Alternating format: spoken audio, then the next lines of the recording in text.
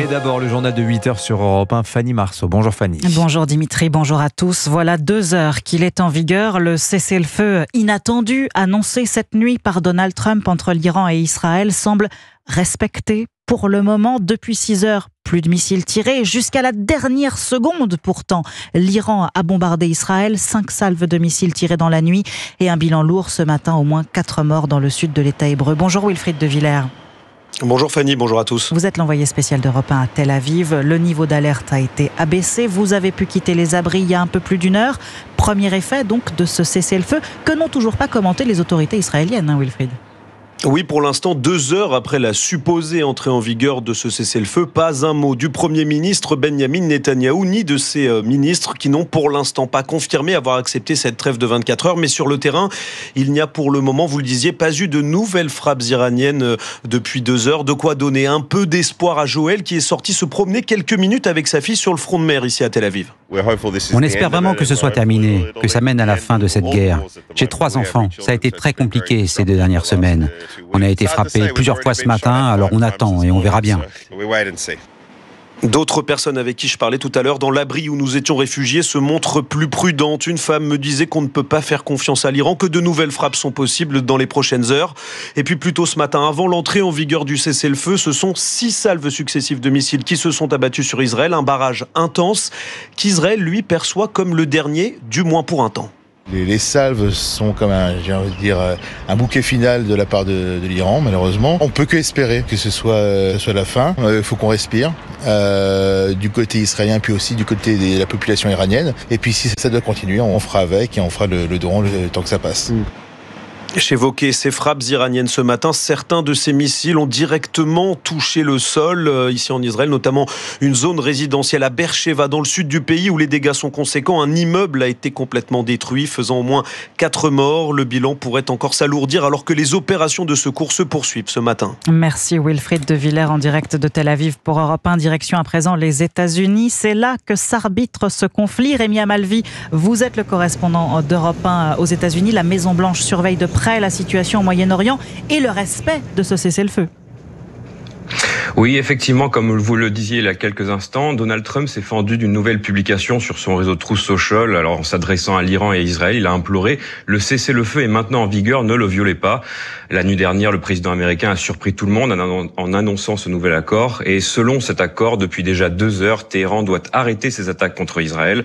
Puis ce sera au tour de l'État hébreu dans une dizaine d'heures. Et dans 22 heures environ, le cessez-le-feu prendra pleinement effet. Selon Donald Trump, si les 2 pays agissent de manière pacifique et respectueuse, ils pourront mettre un terme à ce qu'il nomme la guerre des 12 jours. Il espère également que l'Iran et Israël connaîtront, je cite, l'amour, la paix et la prospérité. Alors pour mettre en place ce cessez-le-feu, Donald Trump, il a parlé directement avec Benjamin Netanyahou et le vice-président américain J.D. Vance et le secrétaire d'État Marco Rubio ont aussi échangé avec les Iraniens. Mais ici aux États-Unis, beaucoup craignent que le cessez-le-feu ne soit pas respecté. Comme du côté israélien, Téhéran n'a pour l'instant pas officiellement accepté les termes de l'accord. Merci Rémi Amalvi aux États-Unis pour Europe 1. Un cessez-le-feu qui devrait permettre, comme prévu en ce moment même, l'évacuation des ressortissants français coincés à Tel Aviv. Oui, décollage d'un premier avion militaire français A400M de Tel Aviv vers Chypre en ce moment, annonce hier soir du ministre des Affaires étrangères Jean-Noël Barrot. Un 3e vol en provenance d'Amman en Jordanie doit par ailleurs arriver demain à Paris. C'est donc pour le moment d'un cessez-le-feu au Moyen-Orient que Donald Trump se rend aujourd'hui. Non, c'est donc pour le moment, je reprends, fort d'un cessez-le-feu au Moyen-Orient que Donald Trump se rend aujourd'hui à La Haye, aux Pays-Bas, pour le sommet de l'OTAN. Oui, il doit durer jusqu'à demain, avec également au menu la guerre en Ukraine, où des frappes russes ont fait 3 morts hier soir. Pour Donald Trump, ce sommet est à nouveau l'occasion de contraindre les Européens à prendre leur propre défense à bras-le-corps.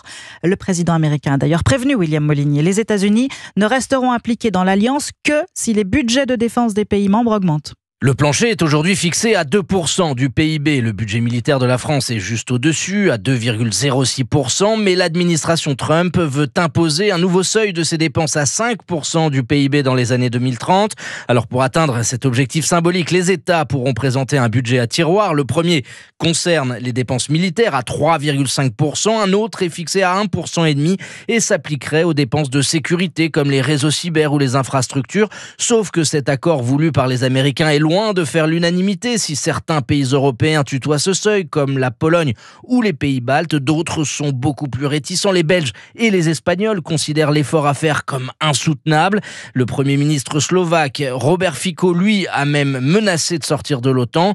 Si cette cible des 5% était retenue, il faudrait pour la France trouver jusqu'à 8 milliards d'euros supplémentaires par rapport à ce qui était déjà prévu dans la loi de programmation militaire, alors même que l'exécutif cherche 40 milliards d'économies pour l'année prochaine. William Molinier, spécialiste défense d'Europe 1. Vous écoutez Europe 1 matin, il est 8h07. C'est l'autre information de la matinée au lendemain de l'échec du conclave sur les retraites. Ça s'est joué tard hier soir. François Bayrou a pris la parole ce matin, discours très matinal. Il y a un petit peu plus d'une heure, aux alentours de 7 heures, depuis Matignon. Prise de parole préparée dans la nuit, sans qu'on sache vraiment à quoi s'attendre. Beaucoup de suspense pour une annonce qui aurait pu tenir dans un communiqué de presse. Bonjour Jacques Serret. Bonjour Fanny, bonjour à tous. Le Premier ministre a pris acte de l'échec du conclave, mais pas question de s'en satisfaire. Il va recevoir ce matin syndicats et patronat. Oui, François Bayrou reste convaincu que la négociation entre partenaires sociaux peut aboutir. Alors au moment de tirer les conclusions de ce conclave, le Premier ministre veut voir le verre à moitié plein. Ce travail s'est déroulé pendant 4 mois dans un climat de bonne coopération. On est passé de l'affrontement au travail en commun. On est arrivé très près d'un accord historique à bien des égards. Surtout, François Bayrou refuse d'en rester là. Je ne peux pas accepter sans réagir qu'on se satisfasse d'échouer si près du but. C'est pourquoi j'ai décidé d'inviter les organisations qui ont travaillé ensemble durant ces 4 mois à me rencontrer dès ce matin pour rechercher une voie de passage dans l'intérêt de notre pays. Dans une longue marche, les derniers pas sont les plus exigeants et les plus importants, explique-t-il. En insistant de cette manière, François Bayrou fait donc des retraites une affaire personnelle, au risque une nouvelle fois de s'y casser les dents. Merci. Jacques Serret du service politique d'Europe 1 a noté que la CPME et la CFDT ont confirmé leur participation à ces réunions autour du Premier ministre ce matin. On l'apprend à l'instant, Mélanie, cette assistante d'éducation tuée par un élève le 10 juin dernier à Nogent en Haute-Marne, va être faite chevalier de la Légion d'honneur à titre posthume. Le journal officiel l'annonce ce matin, une semaine après ses obsèques.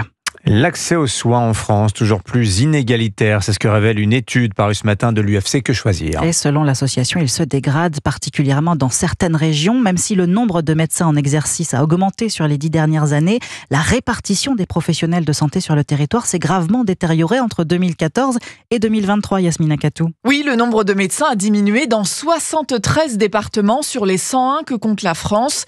Pire, l'UFC Que Choisir révèle que la situation s'est aggravée depuis 10 ans dans les zones les moins bien dotées et note une légère amélioration dans les régions où le nombre de médecins était plutôt satisfaisant. Autrement dit, là où il manquait des professionnels il y a 10 ans, il en manque encore plus aujourd'hui. C'est le cas dans l'Eure, la Creuse, la Seine-Maritime ou encore dans la Meuse. Dans ces départements, on compte en moyenne 15 praticiens pour 10 000 habitants. Et dans certaines zones, il n'y a parfois tout simplement plus de médecins. Théo Brigand, chargé de mission santé pour l'UFC Que Choisir. Dans certaines zones, il y a des spécialités qui sont absentes. C'est notamment le cas pour la pédiatrie à Mayotte, dans la Creuse et dans les Hautes-Alpes. Et pour l'ophtalmologie aussi à Mayotte. L'association appelle à redonner de l'attractivité aux zones sous-dotées, de renforcer les services publics dans ces territoires et demande au gouvernement d'examiner et d'adopter au plus vite la loi qui permet de réguler l'installation des médecins. Yasmina Katou. Merci Fanny Marceau, c'était votre journal. Dans un instant, Bernard-Henri Lévy est l'invité de Sonia Mabrouk sur Europe 1. Bon réveil.